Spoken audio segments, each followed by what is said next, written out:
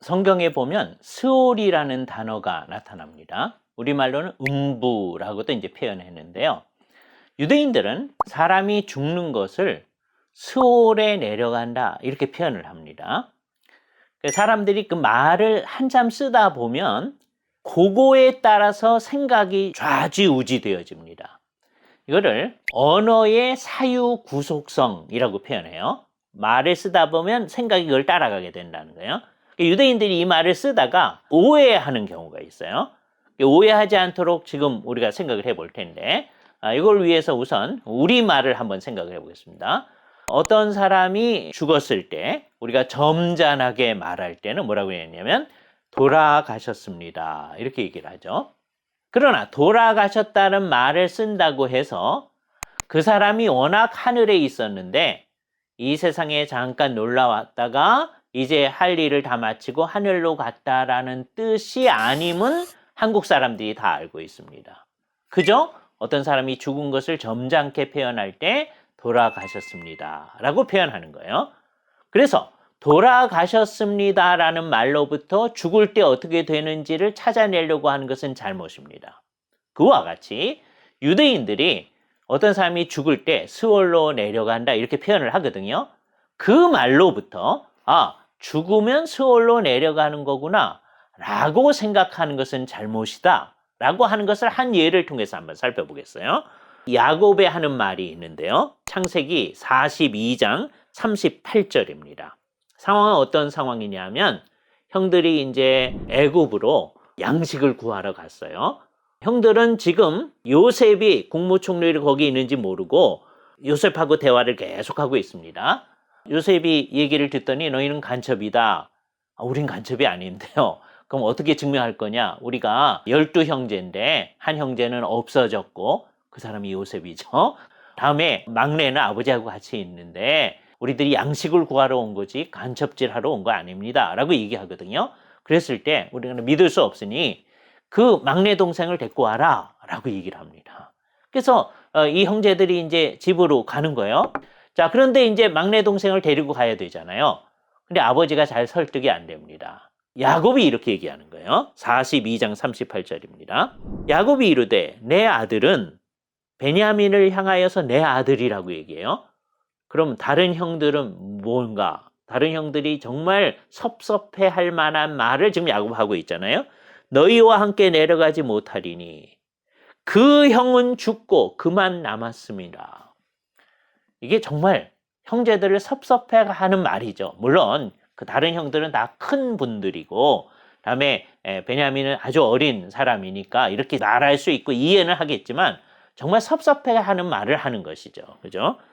만일 너희가 가는 길에서 재난이 그에게 미치게 되면 옛날 요셉이 죽었다라고 이 사람은 생각하고 있으니까 지금 이렇게 얘기하는 거죠. 너희가 내 흰머리를 슬퍼하며 스올려 내려가게 함이 되리라 라고 얘기합니다. 그 뒤에 이 비슷한 말이 또 반복되어집니다. 그 뜻은 뭡니까?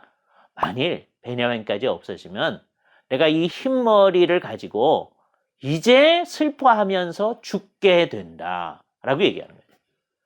야곱이 자기가 죽으면 스올이라는 장소가 있어서 거기 가게 된다는 얘기를 하는 게 아니란 말이에요. 구약에서는 하나님의 백성이든지 하나님의 백성이 아닌 사람이든지 다 죽으면 그 사람이 스올로 내려간다라고 얘기를 해요. 그럼 스올이라는 공통된 장소가 있어서 거기로 내려간다는 얘기가 아니라고 하는 걸 알 수 있는 거죠. 그래서 우리나라 사람들이 사람이 죽으면 돌아가셨습니다 라고 말하는 거하고 똑같은 거예요.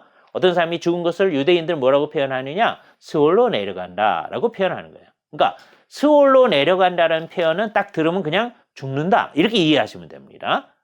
그럼 죽은 다음에 어떻게 될까요? 라고 하는 것은 성경에서 다른 곳에서 배워야 되는 거예요.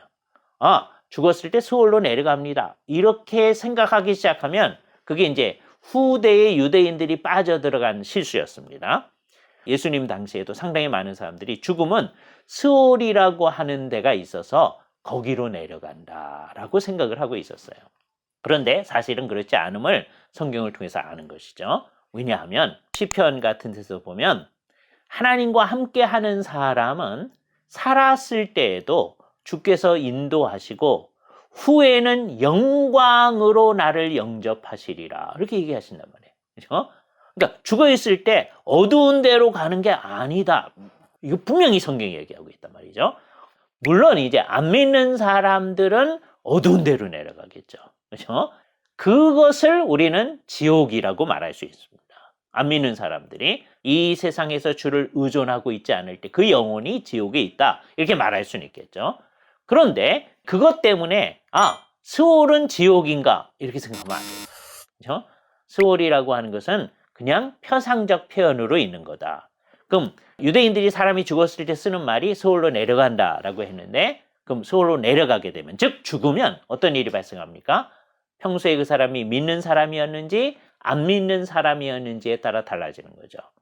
믿는 사람들은 하나님이 계신 하늘로 이끌어 가신 거죠. 그렇죠? 그래서 주님과 함께 삶을 사는 겁니다. 그렇지 않은 곳이 있을 수 있겠죠. 그래서 유일하게 형벌받는 장소로서 이 스올이라는 개념을 그대로 가지고 있는 하데스란 말을 사용하고 있는 게 누가복음 16장의 부자와 나사로 비유입니다. 오직 거기에서만 이 하데스라는 말이 형벌을 받는 장소를 얘기하는 경우들이 있어요. 그러나 일반적으로 우리는 구약의 개념을 얘기할 때 스올은 죽을 때 사람들이 스올로 내려간다라고 말을 쓰는 것이고 죽게 되면 이제 어떻게 되느냐? 믿는 사람들은 하늘 영광에 속하는 것이고요. 믿지 아니하는 사람들은 지옥의 고통 속에 있게 되어진다.